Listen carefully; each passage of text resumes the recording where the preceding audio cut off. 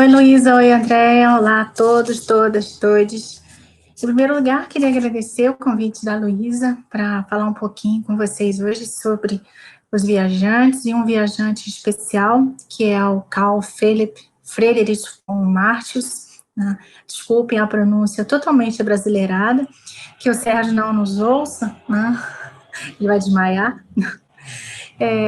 Então, falar um pouco sobre esse viajante e o contexto, né, dele aqui no período joanino, né, o que estava acontecendo nas paragens, né, por aqui, e por quê, né, o que faz um naturalista, um viajante naturalista na história da historiografia brasileira. Né? Essa é a primeira questão. Né?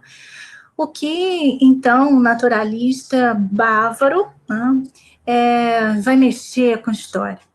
É bom lembrar que ali por volta de 1840, né, 2 anos depois do Instituto Histórico e Geográfico Brasileiro ser fundado, é lançado um concurso, né, de monografias que ia premiar a melhor monografia e que respondesse a seguinte questão: como se deve escrever a história do Brasil? Isso em 1840, né? Então, nós temos aí um desafio para essa nação, né? E nós temos um desafio para o IHGB. Né? Esse instituto, ele não vai ser nosso tema, né, de fala específico, mas vira e mexe ele vai cruzar o nosso interesse aqui como um pano de fundo, né? Até porque esse concurso é muito interessante, uma instituição que ela mesma ela tem sido, né, um objeto de interrogação dos historiadores, né, porque o que se produz no IHGB, né, história, memória, né, ele é um produtor de historiografia, ele é um produtor de que tipo de texto, né, e que tipo de material. Né? Essa é uma questão importante. Então, naquele momento lá da sua fundação, o IHGB propunha essa questão, né? Não uma história da nação, mas uma história para a nação. E, né, voltando à interrogação inicial, o que faz um naturalista na história da historiografia brasileira? Por que um naturalista, então, se aproximaria tanto de uma perspectiva que, a princípio, parece longínqua do seu rol de interesses. Né? Bom, isso com uma visão moderna, né? Uma visão do século XXI, uma visão em que a gente já passou pelos cortes epistemológicos das ciências, né? Então isso fica fácil de formular essa dúvida, né? Fácil de pensar esses lugares assim tão diferentes se cruzando, né, nessas setas todas, fazendo esse emaranhado de sentidos que a gente procura ver, né, esses indivíduos em ação. Então, eu acho que uma das primeiras coisas que a gente deve pensar é o seguinte: né, quem é esse naturalista? Né? Quem é esse viajante? Né? Essas duas perguntas vão exatamente para a pessoa desse indivíduo, né? Para a pessoa do von Martius. E não só do von Martius, né? Também do seu chefe de expedição. Né? A gente coloca muito von Martius num protagonismo, né? E com toda razão, ele realmente tem um papel de destaque para o pensamento brasileiro, não só para o pensamento social brasileiro, em que a história da historiografia a gente pode, de repente, ver que ela faz parte, né, mas para o pensamento brasileiro, o von Martius aparece em vários espaços, que vai, esses espaços, nós podemos traçar né, dessa dissertação sobre como se deve escrever a história do Brasil, respondendo a pergunta de HGB, até a sua obra de extrema importância para a botânica brasileira, que é a Flora Brasiliensis. E a viagem pelo Brasil que ele faz com Phone Speaks, ela é muito importante, ela dura 4 anos, ela vai de 17 a 21, 4 anos, ou quase 4 anos, e ela passa por lugares, assim, de uma extensão imensa, né, do território brasileiro. Se hoje, né, nós pensamos, assim, com certo fôlego, para uma trajetória de 10 mil quilômetros, vocês imaginem na primeira metade do século XIX. Né? Então, eles passam por São Paulo, Minas, Rio, Piauí, Maranhão, Pará, Amazonas, né? E vão catalogando inúmeras espécies. Então, hoje, se acredita que eles tenham feito a catalogação de mais de 22 mil espécies, então, da flora brasileira. É claro que aí também havia fauna, né, já tinha uma noção de ambiente, não é tão definida como nós temos hoje, né, de habitat, ecossistema, mas nós já tínhamos a noção ou se desenhando a noção de região geográfica, né, não graças ao Spix, nem ao Phone Spix, nem ao Phone Martius, mas graças ao Alexander von Humboldt, né, que pensou essas definições, né, para o globo, inclusive. As regiões geográficas, elas têm características próprias, então a natureza, de acordo com determinadas condições, características que se dão em determinado conjunto, elas criam uma identidade. Né? Então, essa noção de região geográfica, ela estava começando a se desenhar ali de uma forma muito interessante, né? E Von Martius e Phone Speaks, de alguma forma, estão conectados a esse pensamento que se desenha, né, ali. Muito bem, nós sabemos que Von Martius e Phone Speaks, eles são viajantes, né, e eu perguntaria aqui, né, a vocês, quem são esses viajantes? Né, quem são? Por que nós damos o nome de viajantes a essas pessoas? Né? A viagem é algo de extrema importância no mundo moderno, aliás, no mundo moderno só não, né? Ao longo da história da cultura, né, no Ocidente, a viagem ela é uma das características que mais aparecem, né, de diversas formas. Então, nós temos lá desde das mitologias, né, que povoam o Ocidente, nós temos grandes viagens, né, que falam de heróis e constroem locais, constroem territórios. Nós temos as viagens de conquista, né, nós temos as viagens depois de exploração, nós temos as viagens de tráfico de pessoas, nós temos as viagens em busca de riquezas, e nós temos as viagens, né, para achar o Éden, nós temos as viagens de pirataria, então são inúmeras viagens. Essas viagens do início do século XIX, elas têm uma característica muito interessante, elas já são viagens não só de cunho exploratório, não só viagens de conquista, né, mas são viagens, quer dizer, elas podem ser também de conquista, mas elas não têm mais esse caráter. Elas têm um caráter de produção de conhecimento consolidado. Muito bem. Então, mas essa produção de conhecimento consolidado seria o quê? Né? Seria a ciência iluminista, né? A ciência iluminista com as suas características muito próprias. E uma das expressões mais importantes para a ciência iluminista seria a da história natural, né, que é um amplíssimo espectro, né, de sentidos e produtos e sujeitos aí. Então, a gente poderia começar, né, pela figura do viajante. Quem é esse viajante? O viajante é uma categoria, né? Geralmente são estrangeiros que estiveram no Brasil e produziram algum tipo de relato. Esse relato, ele não necessariamente é escrito, né? Nas expedições científicas, nós tínhamos os artistas e que cumpriam papéis assim fundamentais, porque eles faziam justamente a ilustração das espécies.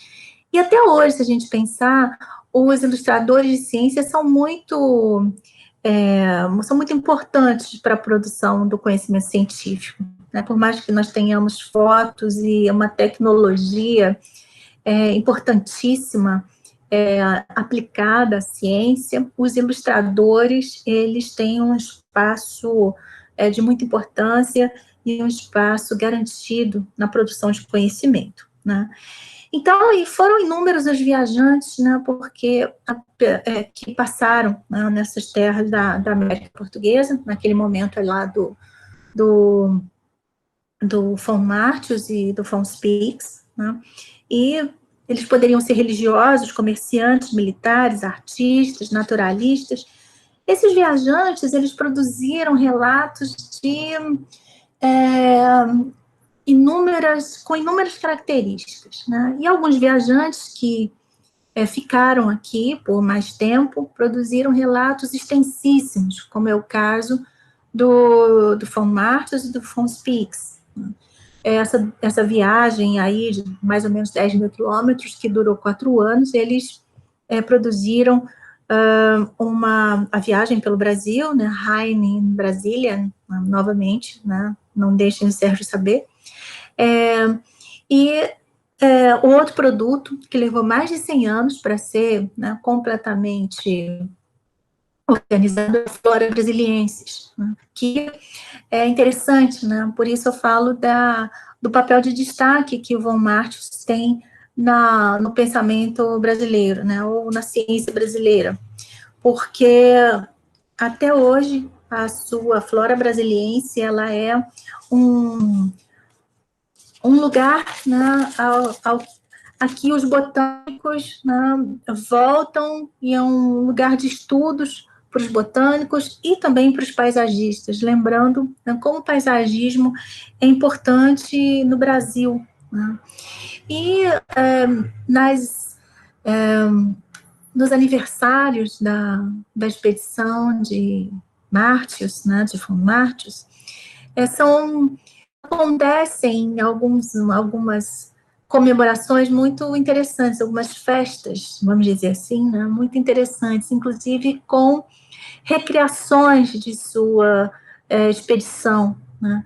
Em 1987 foi feita uma, entre aspas, nova expedição, né, feita por motoqueiros, né, e entre esses motoqueiros, alguns eram arquitetos e paisagistas, né, então eles estavam, assim, redescobrindo a flora brasiliensis. Então, é muito interessante, inclusive a extensão no tempo dessa obra, né, como ela demorou para ser totalmente elaborada. Imaginem, mais de 22 mil espécies catalogadas, né, então levaria tempo mesmo. E o tempo maior que uma vida, né, essa vida do von Martius. E é muito interessante que a Flora Brasiliensis, ela foi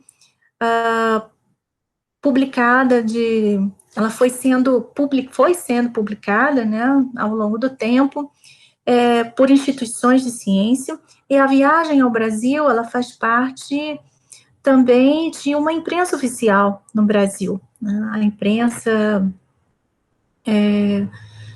inclusive, de uma série de relatos de viagem, né, de produtos de viagens desses naturalistas, e uma das edições mais conhecidas por nós, né, é da Itatiaia. São livros grandes, quadrados, né, que em quase todas as bibliotecas nós conseguimos encontrar. Então, hoje eles fazem parte de um repertório, digamos, da nossa cultura científica. E esses viajantes, né, que poderiam ser militares, artistas e naturalistas, né, por que naturalista tem essa... por que esse cuidado em chamar naturalista e não cientista? Ou seja, por que naturalista não é cientista, né? O naturalista, ele tem uma outra preocupação, né, diferente com o seu objeto de estudo, muito diferente daquilo que vai ter o cientista, né? Digamos que o naturalista, ele tem um outro olhar sobre o seu objeto, diferente do cientista, né? Então, nós temos dois mundos diferentes. E von Martius e von Spix, né, ali no início do século XIX, ali nas primeiras décadas do século XIX, eles são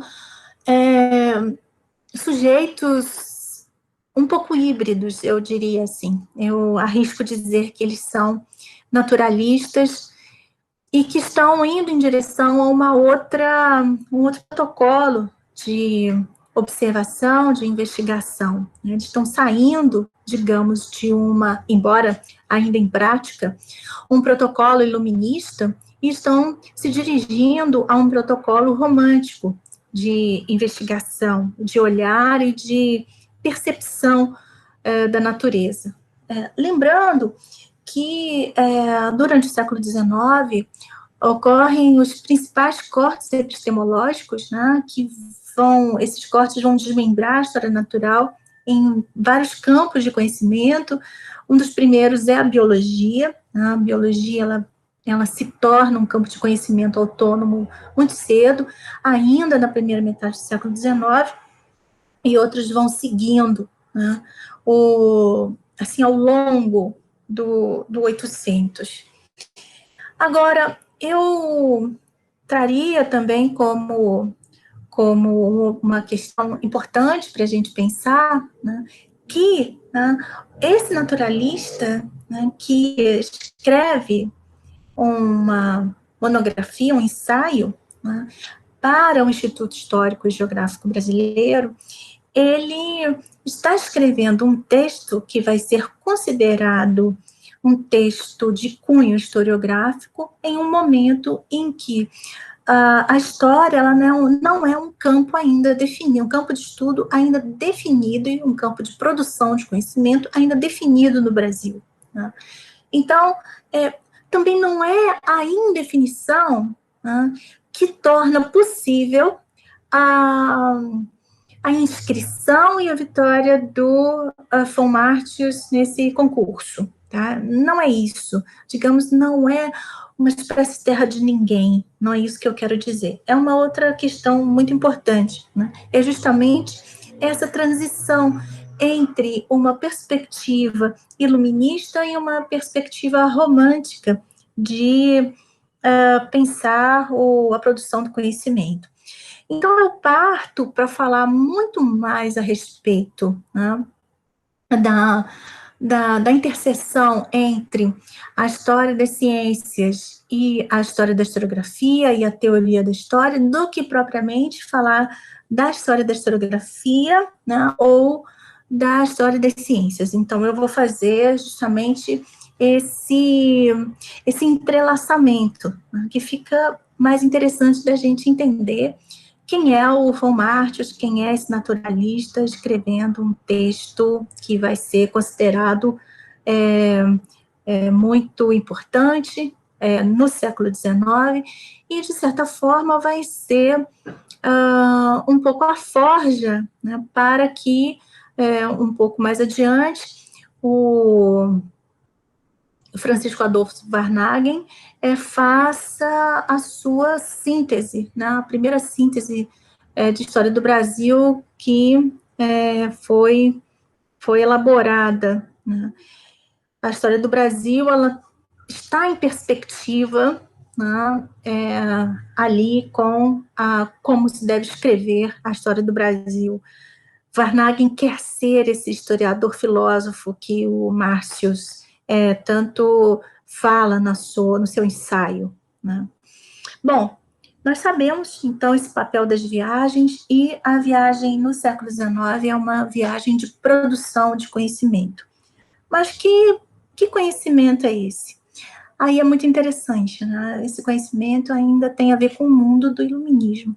Tem a ver com o mundo do iluminismo, que ainda é uma grande taxonomia do mundo, né? Essa taxonomia do mundo, ela vai ser justamente esse grande inventário, esse grande levantamento das espécies. E é sobre isso, né, que a história natural se debruça. Ela não é um grande relatório, né? Eu não quero dizer com isso que ela será essa visão administrativa do mundo. Não, não. Muito pelo contrário. Ela tem a ver com uma concepção de natureza, né? E se a gente for pensar na concepção de natureza que está em voga no século XVIII, a partir da enciclopédia, por exemplo, nós temos significados muito, muito amplos e muito plurais, né, para a natureza, que vai desde sentidos e palavras como Deus, providência, milagre, sistema, causas, movimentos, essência, né? Então, nós temos, imaginem, um rol, né, de significados que é quase incontrolável, né? Quase incontrolável. Como dominar tudo isso, né? Então, o naturalista, ele observa toda esse conjunto de seres criados, né? Corporais e espirituais. Vejam bem como essa visão de natureza se diferencia da natureza que nós mobilizamos hoje, né? Se a gente for falar de uma forma muito, muito resumida, como é que nós definiríamos natureza? É aquilo que se diferencia da cultura, que não é natureza, é cultura. Então, mas natureza, lá no século XVIII, a gente está vendo que é muito diferente, né? E a natureza, o que ela também pode ser, né? Ainda nesse mosaico de significados. Ela também pode ser tudo que é comum a uma espécie. Então, vejam bem como as coisas, esse pensamento naturalista, ele está se esboçando, né? Como é que ele se configura, né? Então, a natureza pode ser, inclusive, um instinto, uma virtude, uma qualidade de um sujeito, né? E esses sujeitos da natureza, quem é que vai observar? O naturalista, né? E aí, essa nossa relação com o mundo natural, ela é muito antiga, né? Ela é um desses, desde sempre, né, que nós costumamos lidar. E nós, historiadores, vamos vendo como, né, a historicidade vai mudando essa forma de ver, essa forma de lidar com o mundo natural, né? Mas só que a nossa forma de ver o mundo natural, né, vai depender, obviamente, das nossas determinações culturais, né? Como é que nós construímos uma visão de natureza, né? Então, a natureza não é simplesmente as nossas... ela não se resume às nossas necessidades biológicas, né, as nossas necessidades físicas, né, ou as nossas necessidades vitais. Ela está para além disso, né, ela é aquilo que a nossa cultura faz com que a gente produza, né, sobre ela. Então, essa é uma questão muito importante, né? Então, o que o século XVIII, né, o final do século XVIII, início do XIX, estava produzindo, né? Então, né, quais seriam essas determinações, essas forjas culturais que produziriam uma natureza X, tal qual o von Martius e von Spix queriam estudar, queriam mostrar, queriam dar a conhecer na Europa, né?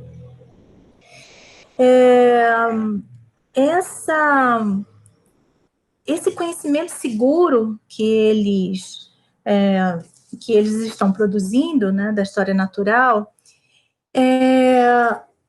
a gente tem eu vou mobilizar aqui duas expressões da história natural, duas definições da história natural, muito interessantes, né? Na verdade são três, né? A gente poderia dizer que a história natural ela é tão extensa quanto a natureza, né, como definição, né? E ela pode abranger, então, o estudo de todos os seres vivos que vivem na terra, na água, no ar, né? E uma definição moderna ou moderna não, contemporânea, né, de história natural, a partir de um estudo que o Adorno fez sobre história natural, ou seja, Adorno no século XX, olhando o século XVIII, ele tem uma compreensão muito interessante da história natural, porque ele percebe justamente essa diferença temporal, né, e de protocolos, esses protocolos de ciência, né? Então, é uma mudança, mas também uma convivência de dois protocolos, o iluminista e o romântico. Muito bem. Ele, de algum lugar, ele parte, Adorno, né? Então, ele parte de uma ciência romântica olhando essa mudança, né? Ou esse momento híbrido. Ele destaca o seguinte, que a história natural ela não vai ser o reconhecimento, né, de que a natureza muda com o tempo. Não é isso, né? Para Adorno, a história natural, ela, na verdade, é o reconhecimento que na contingência histórica há uma determinação geral do vivente, né? Então, é muito interessante, porque eu acho que é bem legal essa definição dele, porque ele vai um pouco englobar esses dois olhares. Então, esses nossos sujeitos entre tempos, né, entre o iluminismo e entre o romantismo, né, um von Martius, um von Spix, um Humboldt, e também um Peter Lund, se é que a gente pode falar com tanta certeza, né, mas eu acredito que com bastante ênfase a gente consiga falar, né, são sujeitos que vivem entre mundos, né, entre o iluminismo e o romantismo, né? E eu vou dar alguns exemplos, né? Para a gente pensar então, que ciência seria essa ciência iluminista, ou essa história natural, que é a ciência da época, eu estou usando, assim, um pouco amplamente o termo ciência, né, porque eu não quero que vocês tenham a impressão de que a história natural é uma pré-ciência, quando ela não é, né? Ela produz um conhecimento consolidado, né, e não pode ser encarada como um embrião de. Tá? Ela tem as suas características importantes e próprias. E que depois os campos de conhecimento autônomos, né, a química, a física, a biologia, vão se desenvolver, né, e se desenvolver a partir daquilo que já existia, né? E não se trata ali de uma pré-ciência. Existe um conhecimento científico longamente elaborado, né, e que a história natural, digamos, é um grande é um grande espectro. Eu poderia dizer que ela é um grande rótulo, vamos dizer assim, dessas preocupações modernas com a construção de uma descrição do mundo, né, que vai lá do início do século XVI até o início do século XIX, ou até metade do século XIX, se a gente for pensar nos campos de conhecimento, mais campos de conhecimento, promovendo seus cortes epistemológicos. Né? Agora, para a gente ter uma noção do que seria essa história natural ali no século XVIII, eu vou falar uma definição de história natural por um nome de extrema expressão no final do século XVIII e início do século XIX, que é o Georges Cuvier. O Georges Cuvier, ele é um naturalista de extrema importância. Vocês não podem fazer nada, né, em história da ciência no final do século XVIII, início do século XIX, sem ouvir esse nome ou sem ler em algum lugar, sem esbarrar de alguma forma em Georges Cuvier, né, porque ele é um grande taxonomista, né, do Ocidente. Né. Então, o Cuvier, inclusive, ele se corresponde com vários naturalistas, né? Se corresponde com vários naturalistas, e é ele, inclusive, que descreve vários espécimes sem ter ido ao lugar onde esses espécimes viviam, né, foram encontrados. Porque ele era o grande autor da classificação, de uma taxonomia, né? É claro que nós já tínhamos Linneu nessa época, mas ele fazia uma espécie de dobradinha, assim, com Linneu, né? Para o Cuvier, né, que se correspondia com os viajantes do mundo afora, inclusive com os viajantes que estavam aqui no sul da América do Sul, entre eles Spix, né? Ele se correspondia com Spix, ele se correspondia com um viajante naturalista uruguaio, né, que é muito importante também na descoberta, né, de várias espécies ali da região do Rio da Prata, o Larrañaga. E ele era o grande mestre de um outro viajante naturalista, dinamarquês, assim, o grande mestre, o grande guru, vamos dizer assim, né, do Peter Wilhelm Lund. Eu acho que todo mundo já ouviu falar em Lund, né, porque o Lund ele explorou cerca de 800 cavernas aqui na região de Minas, dessa região central aqui de Minas, né, e fixou morada a partir de 1833. Ele é um pouquinho mais velho que von Martius, né? Von Martius já está viajando em 1817 e o Lund vai chegar por essas paragens aqui em 1832 e em 33 ele fixa morada. E durante 10 anos ele explora essas cavernas da região de Lagoa Santa e tira, digamos, dessas cavernas mais de 12.000 fósseis, né, que mudam os rumos da paleontologia. Mudam os rumos da paleontologia e o Cuvier, de certa forma, ele é um grande nome aí. Né? É um grande nome por quê? O Cuvier, ele quase cai em desgraça. Eu diria até que cai em desgraça por conta desses achados do Lund aqui na região de Lagoa Santa, porque o Lund vai achar nas cavernas de Lagoa Santa inúmeros fósseis, né, que nós sabemos que são corpos ou desenhos de corpos que são depositados, né, que se encontram em várias camadas da Terra, né, da crosta. E daí vão ser possíveis fazer datações desses corpos, né, desses elementos.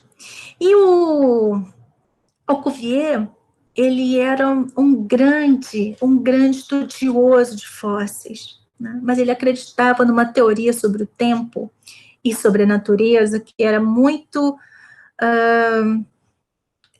específica, e eu poderia dizer muito dura, no sentido de ser muito fechada, né?